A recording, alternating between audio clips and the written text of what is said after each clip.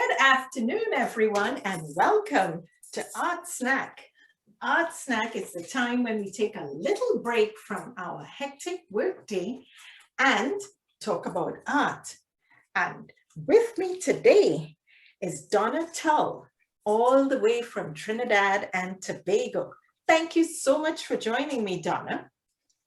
You're welcome. Nice to be here. So tell us a little about yourself and your art practice. What makes you create art and what kind of art you like to do? All right. Well, again, I'm Trinidadian. I've been doing art since probably since I was a kid. My mother, she's an artist and a graphic designer. So I sort of fell into her footsteps because I'm also a graphic designer.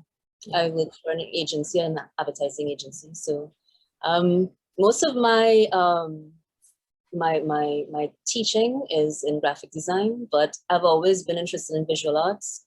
But some of my graphic knowledge kind of finds itself into my work. So even though I've done pieces that have been, you know, pretty straightforward fine art, but it looks, the work I've been doing now is a bit more contemporary art, and also based on influences from, again, my tertiary education. Last thing I did was an MA in graphic design. Oh.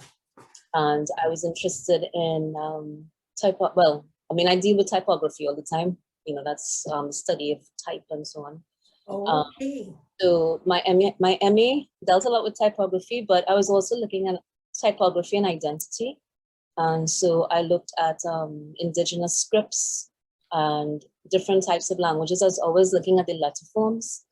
And in doing so, I came about this term called asemic writing.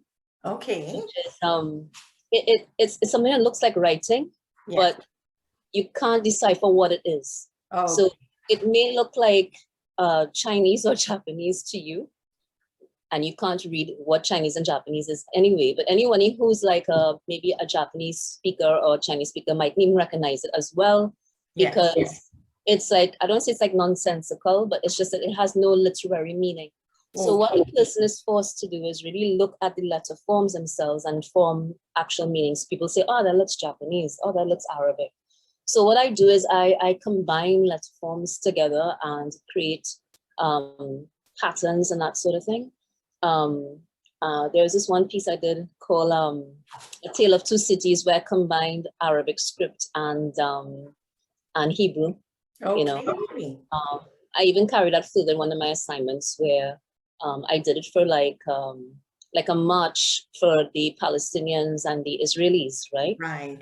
The Israeli-Palestinian conflict. So I did a poster that actually incorporated both Hebrew and Arabic letter forms. Very interesting. The connection between the two, showing color because of the flags. So there's that blue, and there's the red and the green and the black and the white. Now, please show us some of your work. Yeah. Well, what I just spoke about, I don't have it with me. That's okay. Please show some of your recent work. Let's see what you've done recently. So, all right. So the very last thing I would have done is this. Oh, beautiful. Beautiful. Yeah, I know people might look at this as Indian work, like indigenous Indian type. Yes, First Nations, as we'd say in Canada. That's in Canada, even a bit Maori as well. Maori. Okay. Yeah, I did this. This and is it acrylic, first of all. What is it? Acrylic, yeah. It's done in acrylic on a stretched canvas. On a stretched canvas, okay. So what I would have probably, well, what I did is that I painted the whole thing black too. So I wasn't quite sure what I was doing with it. Yes.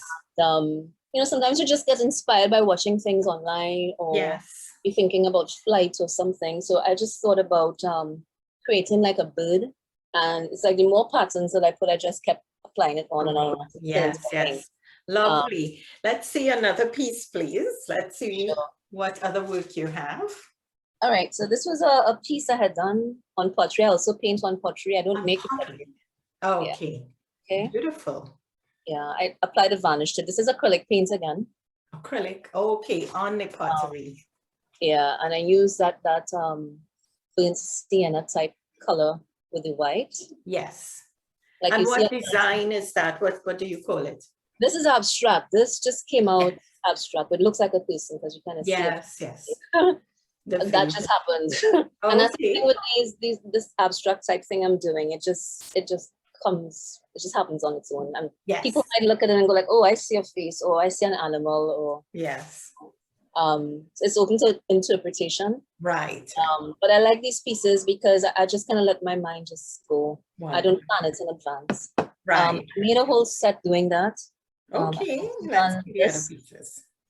Which also looks kind of like a face. It looks very Inca type. Okay, right. Yes. Again, didn't really plan this one. So these are pieces that, again, I just start, it's like doodling almost. Yes. And it eventually comes around. Right. Beautiful. Yeah. Right. So it's part of a set. Yeah, this was a vase that was created. Oh, lovely. From it as well. Lovely. You know. Very pretty. And how long would a piece like this take you to develop? This in particular? I mean, that's an hour to do this. Oh, a short time. Really, it doesn't take that long. Okay. Yeah. And where's your art displayed? Where do I display my art? Yes. All right. Well, the thing is, I have done exhibitions in the past. I haven't done one in a while. Well, last one I did was at the National Museum. In Port of Spain, Trinidad and Tobago. Yeah, they had a carnival exhibition around carnival time. They had an exhibition. I did 2 pieces. One was pretty big of a sailor, king sailor, and then there was a triptych of a fancy sailor. Okay. It was like a band. Do you have the links, or can we see it online? Yes, it is on Instagram. It's on Instagram. I will put those links when in the my video. stuff is on Instagram. I post things on Instagram. You would see you might probably see that the progression of my style as well. You know, there was a time when I wasn't doing certain things, and then all of a sudden it starts. Yeah. Right. So tell us your Instagram account. Okay, it's at Donna Tull. Yeah. So if you go on Instagram, you just have to type in DonnaTullo, like Donna Tull. So Donna Tull. Okay. Not that I'm comparing myself to Donna Tull, but name together songs. Yes. It was kind of cool. So. Right. And what work do you have planned in the time ahead? You mentioned that you were going to do a course. So please tell us a little about that before we end. Yeah. Well, I mean, I've linked up with some people called Country Kitchen. They're based in San Fernando, but they have different events across the country. So I don't know, there's supposed to be one coming up soon where I'm doing the same painting on pottery. Yes. So I'm giving the workshop, well, through them. Yes. So they asked me to do it. So I think I would. Yeah, so I don't mind getting involved in things like that, you know.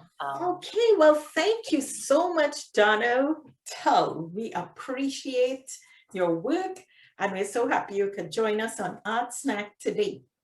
So please remember to subscribe, everybody. Thank you again, Donna, and we will put your information here on the video. Instagram at Donna Tull. Okay, and we'll put some more information on the video so everyone can take a look at your work. So thank you, viewers out there, for joining me on Art Snack today.